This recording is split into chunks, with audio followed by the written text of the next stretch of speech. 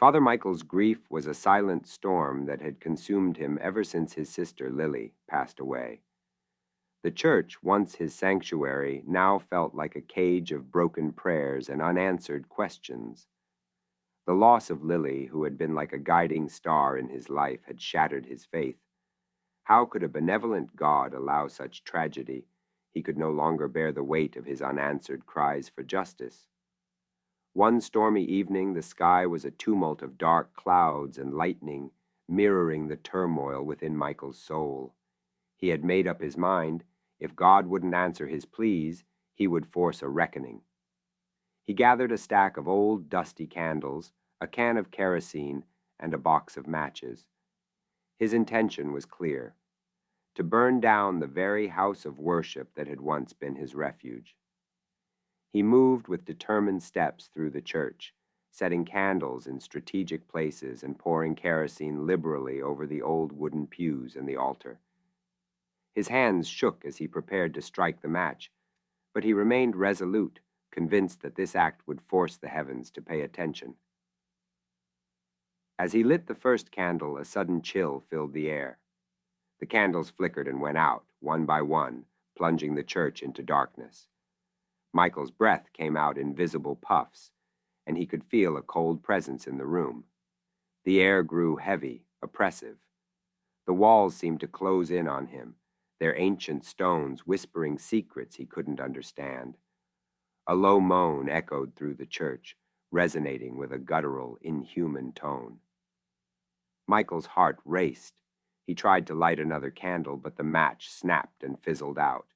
The whispering grew louder, a cacophony of voices blending into a haunting chant. The church, which had once been sacred, now seemed to pulse with malevolent energy. Suddenly, the church's old wooden doors slammed shut, trapping Michael inside. Shadows twisted and danced along the walls, taking on grotesque, shifting forms. The temperature dropped further, and Michael's breath turned to icy fog. He could feel unseen hands grasping at him, their touches icy and unrelenting. The candles, now lit by an unseen force, burned with an unnatural blue flame. The altar was illuminated in a cold, eerie light, and on it a spectral figure appeared. It was Lily, her face pale and hollow, her eyes empty sockets. She looked at Michael with a sorrowful gaze, her expression a mix of anguish and reproach. "Michael," she whispered, her voice echoing around the church, "why have you brought this upon us?" Michael staggered back, his resolve crumbling under the weight of his sister's ghostly presence. "I wanted justice," he cried out, his voice trembling. "I wanted to make God listen." Lily's spirit reached out towards him, her form flickering and wavering. "You seek to punish the divine, but the true reckoning lies within your heart," she said. "Your grief has blinded you. The path to redemption lies not in destruction, but in forgiveness." The shadows in the church swirled violently, and Michael felt an overwhelming sense of dread. The malevolent presence seemed to feed off his despair, growing stronger with each passing moment. The temperature continued to plummet, and the whispers turned into a deafening roar. Desperate, Michael fell to his knees, tears streaming down his face. He reached out towards the ghostly figure of Lily, his voice choked with remorse. "Forgive me, I didn't mean for this." As if in response, the spectral image of Lily began to fade. The oppressive cold lifted slightly, and the shadows receded. The church's doors creaked open slowly, and the whispering faded into a mournful sigh.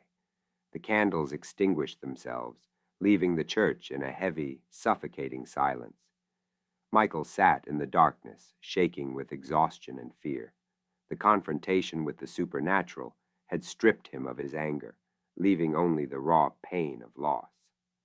As the storm outside began to wane, the first light of dawn began to filter through the stained glass windows, casting soft colors on the ancient walls.